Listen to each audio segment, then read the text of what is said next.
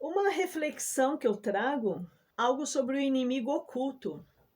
O inimigo oculto, ele é aquele que torce contra os seus sonhos, mesmo parecendo concordar com eles. Ou seja, nós podemos pensar que nós temos amigos, né, ou pessoas de confiança do nosso lado, que na verdade não são tão amigos assim. Na verdade, são pessoas que sentem muita inveja e que estão torcendo para nossa queda. O assunto em questão aqui será sobre o inimigo espiritual da nossa alma, cujo nome é Satanás. O grande problema é que ele não aparece assim.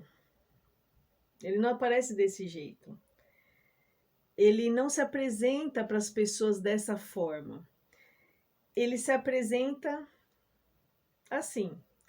Ele se apresenta como algo belo. Lá em 2 Coríntios 11, do 14 ao 15, diz assim: E não é de admirar, porque o próprio Satanás se transforma em anjo de luz.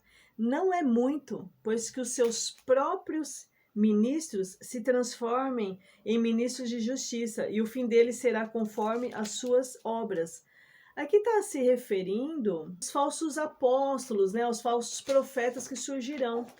Então aqui o apóstolo Paulo, ele fala sobre isso. Bom, não é de admirar, né, gente? Porque se até o próprio Satanás se finge de anjo de luz para enganar as pessoas, ele não se apresenta como algo feio, algo desse tipo. Ele não se apresenta dessa forma, como algo assustador, horripilante, que vai trazer medo para as pessoas. Não, ele se apresenta assim, para poder iludir as pessoas, para poder atrair as pessoas. Ninguém quer saber do feinho, né? As pessoas querem saber daquilo que é bonito, daquilo que é belo, daquilo que vai nos proporcionar um benefício. Então, aparentemente, é tudo belo para nos atrair, até a hora que a gente é engoldado, até a hora que nós somos enganados. Aí nós vamos ver o belo, bem, bem belo mesmo, sabe? Uma outra questão, Satanás, ele está sempre disfarçado. Efésios 6,12 diz assim: Porque a nossa luta não é contra o sangue e a carne, e sim contra os principados e potestades, contra os dominadores desse mundo tenebroso, contra as forças espirituais do mal, nas regiões celestiais. Então aqui está deixando bem claro o seguinte, que o diabo ele se utiliza das pessoas e das situações para perturbar os cristãos. Ele age de forma disfarçada para que ninguém saiba que ele quem está por trás. Então ele arma o barraco, arma a confusão, arma as intrigas, as contendas, mas de uma forma disfarçada para que ninguém perceba que é ele. E qual que é o posicionamento que um cristão deve ter diante disso? Oração, para que Deus quebre essa ação. Já que ele se disfarça, ele se camufla usando as pessoas, como nós acabamos de ler. A nossa luta não é contra carne ou sangue. A nossa luta não é contra pessoas, querido.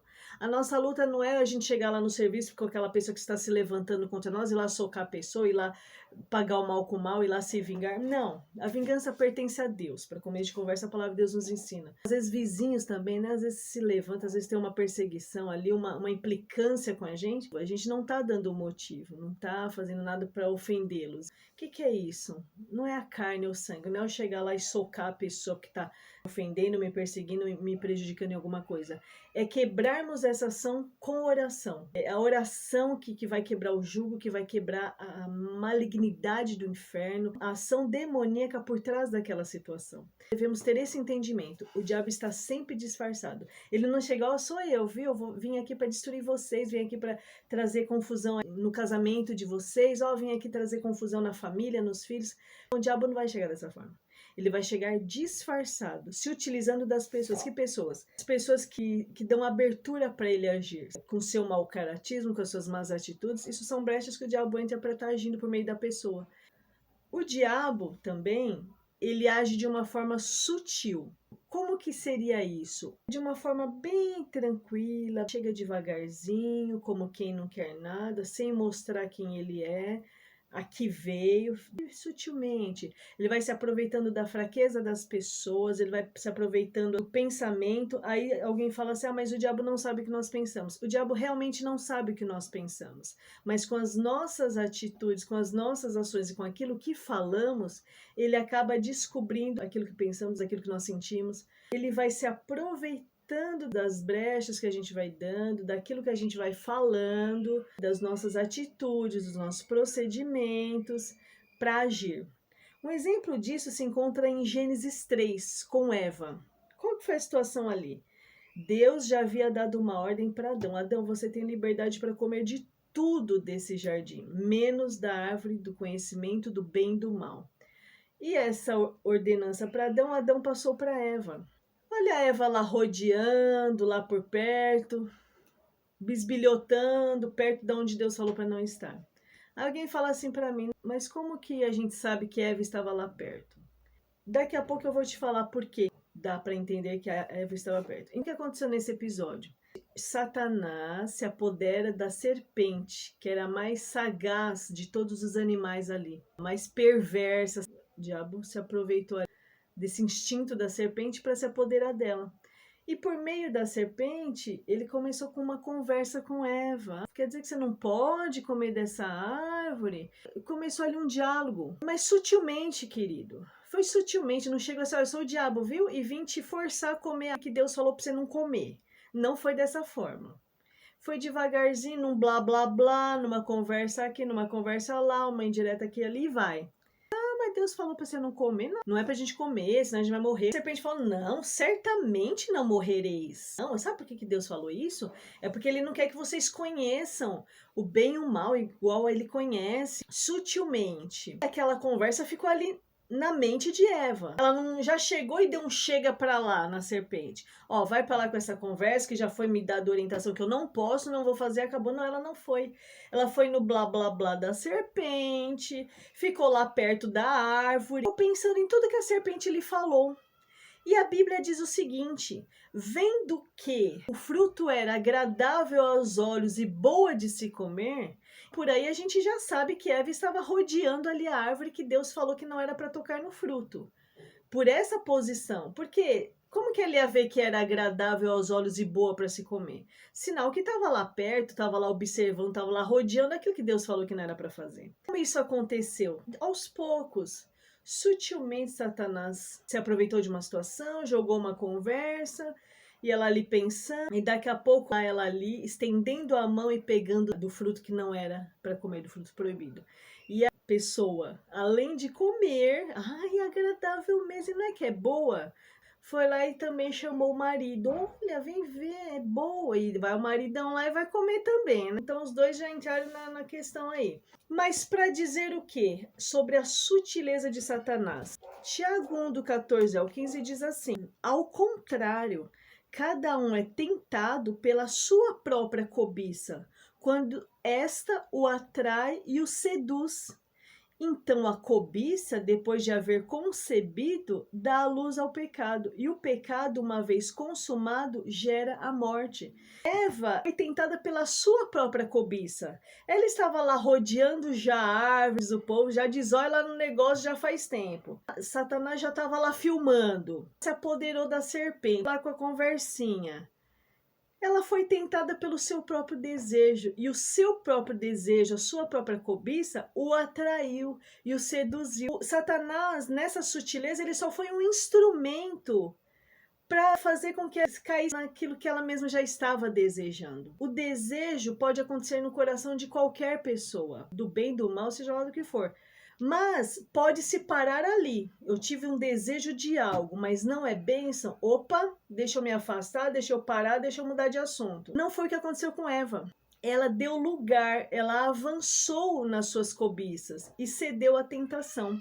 Ficou pensando, ficou rodeando, ficou vendo aquilo que Deus falou para não estar perto, não pegar, não tocar. E acontece o que lemos aqui no versículo 15. Então, a cobiça, depois de haver concebido, dá luz ao pecado. Primeiro vem o desejo, a cobiça. Se a pessoa não cortar, esse desejo se transforma da pessoa fazer aquilo que não é para fazer, dá luz ao pecado.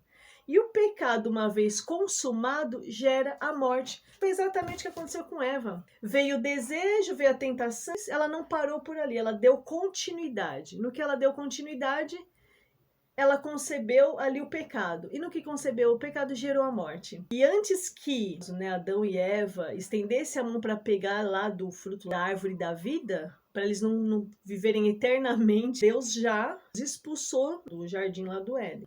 Preste atenção, porque o diabo, como nosso inimigo, ele vai procurando de uma forma muito sutil os seus procedimentos, os seus gostos, os seus pensamentos, as suas atitudes, as suas companhias, as suas escolhas. É aí que ele vai entrar de uma forma muito sutil, de uma forma que você não enxerga, não percebe. Para quê? Para estar te afundando, para estar te tirando da presença de Deus. Então, muito cuidado com a sutileza de Satanás. A característica de Satanás, ele rouba, ele mata e ele destrói. João 10:10 diz assim: o ladrão vem somente para roubar, matar e destruir. Eu vim para que tenham vida e a tenham em abundância. Aqui está deixando bem claro qual que é a finalidade do diabo em relação à humanidade, em relação a cada um de nós. Tem pessoas que têm um entendimento assim: o diabo só quer matar os cristãos, ele quer destruir a vida de todo mundo. Um cristão saindo da presença de Deus, ele se torna uma presa fácil para o diabo agir, para ele roubar, matar, destruir. Então, por isso que existem muitas investidas de Satanás contra os cristãos nesse sentido. Longe da presença de Deus, longe da autoridade do nome de Jesus, da força que vem de Deus, a pessoa acaba entrando facilmente nas ciladas de Satanás.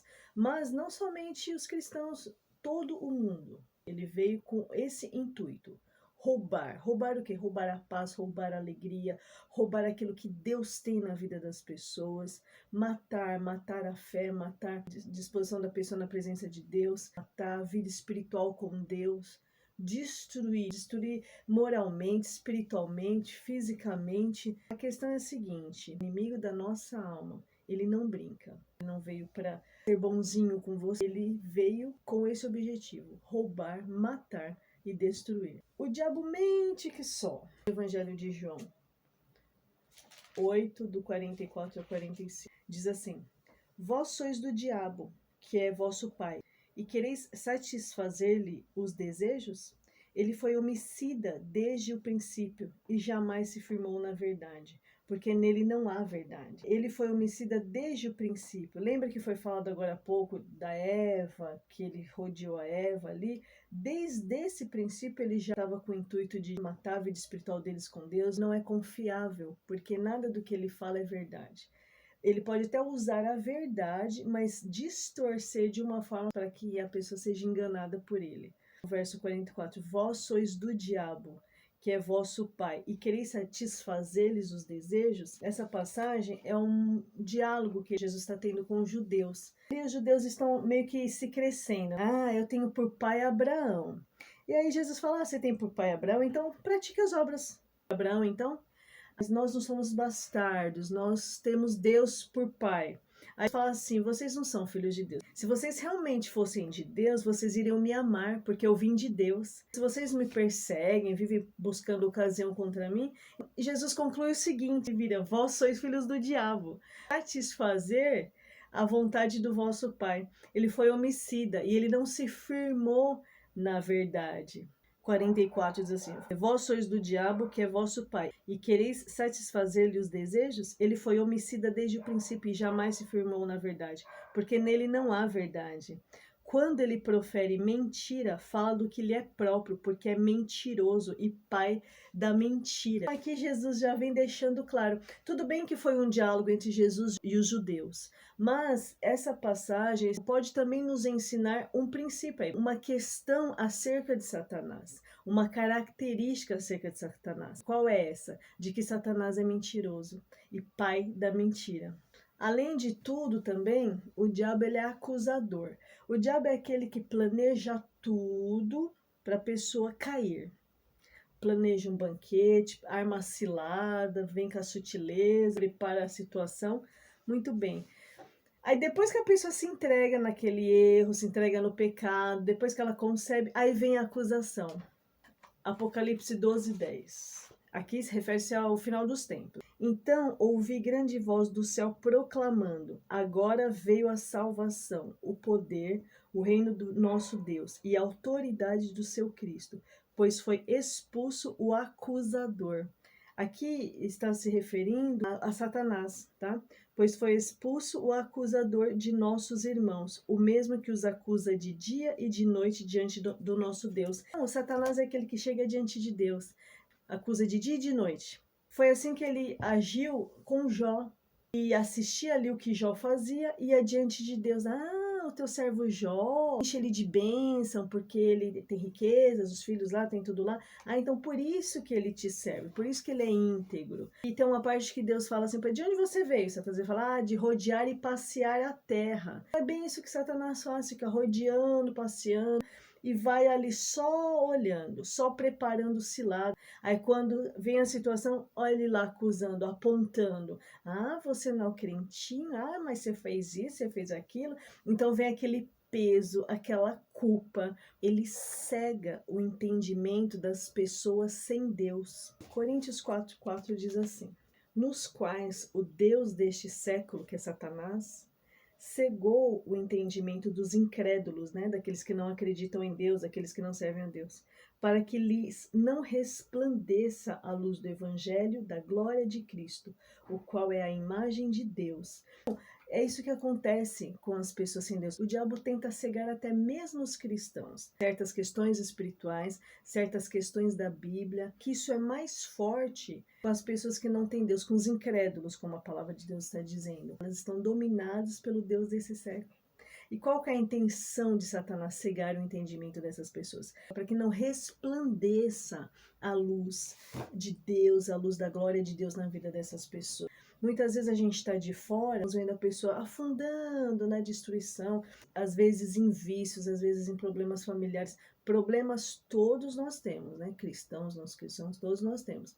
Mas a diferença é que quem é cristão tem a presença de Deus para direcionar, tem o Espírito Santo para convencer daquilo que precisa ser feito, que não é para ser feito, na direção de Deus, das decisões a tomar. Às vezes, para nós que somos de Deus, está tudo muito claro, porque Deus nos traz a revelação, Deus nos traz ali o discernimento da situação que está acontecendo.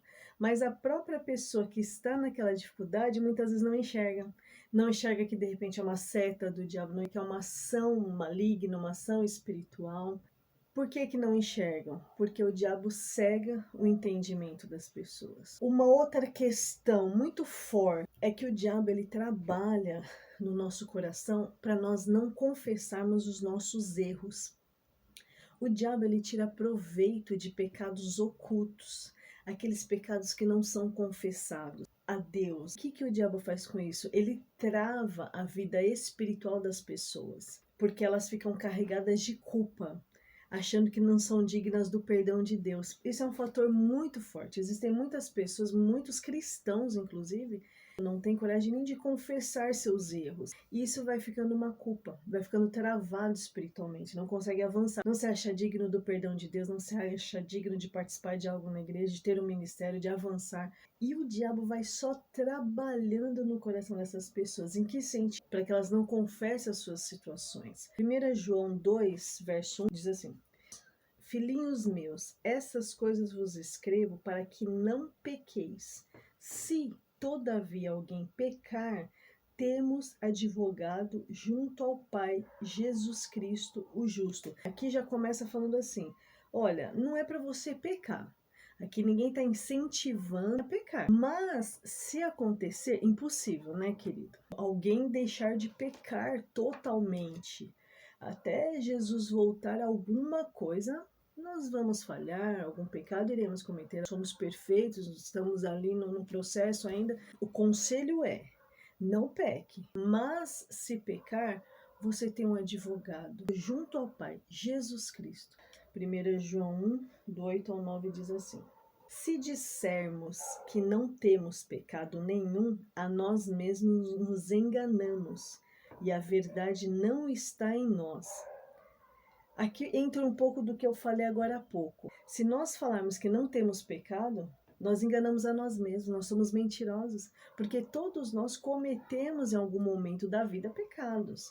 A grande vitória está em nós nos consertarmos, melhorarmos, confessarmos, né, pedirmos perdão a Deus e sairmos daquele erro, avançarmos os acertos. Porém, não tem como falar, não tem pecado. Não, todos têm pecado. O verso 9 diz assim: se confessarmos os nossos pecados, Ele é fiel e justo para nos perdoar os pecados e nos purificar de toda a injustiça. Nisso que o diabo muitas vezes trabalha. Faz com que as pessoas se sintam culpadas dos seus erros, dos seus pecados. Com isso, elas mesmas não se perdoam, acreditam que Deus não vai perdoá-las por determinado erro. Acreditam que não são dignas do perdão de Deus. Errei muito, foi grave o que eu fiz. Vou ficar naquela culpa. Mas a palavra de Deus nos garante o seguinte: se confessarmos os nossos pecados, Ele é fiel e justo para nos perdoar os pecados e nos purificar de toda injustiça. O perdão de Deus é instantâneo. No mesmo momento que a pessoa confessa, reconhece, é o quê? Se arrepender, é entender que errou, que pecou e confessar: Deus, eu pequei, Deus me perdoa. Ali está vindo uma confissão. De repente, se o diabo estava acusando essa pessoa, então ela pecou, ficou quietinha e está ali no oculto. O diabo fica acusando. Lembra que ele é acusador? E com isso as pessoas vão travando de tanta culpa que vão sentindo. O diabo vai na mente lá, ó, você pecou. Mas na medida que a pessoa confessa, imediatamente ela tem o perdão de Deus. Essa brecha é quebrada. O diabo não pode mais nos acusar. O pecado abre portas para o diabo agir. Diz a palavra de Deus que o pecado faz divisão entre Deus e o homem. Abre uma brecha. E nessa brecha é que o diabo entra. À medida que nós reconhecemos nossos erros, nos arrependemos e confessamos, o diabo já perde essa força. Ele perde esse poder na vida da pessoa, essa legalidade. O diabo sempre vai trabalhar no nosso coração para nós não confessarmos. Porque ele sabe que se confessarmos, o Senhor é misericordioso para nos perdoar. Se existe alguma coisa aí no seu coração, em oculto, algo que te envergonha, algo que te humilha, que você não tem coragem de falar para ninguém, nem para Deus você tem coragem de chegar e contar, com vergonha, por culpa, existe um trabalhar aí do diabo para que você não confesse, para que você sinta essa culpa. Com isso ele te trava, com isso ele te afunda. Deus não quer que nós venhamos afundar. Ele quer que nós venhamos a cada dia nos levantar na presença dele com poder, com autoridade. Se existe essa situação na sua vida, confesse a Deus, porque o Senhor é misericordioso e o perdão de Deus é imediato. E com isso você quebra a potência do diabo na sua vida.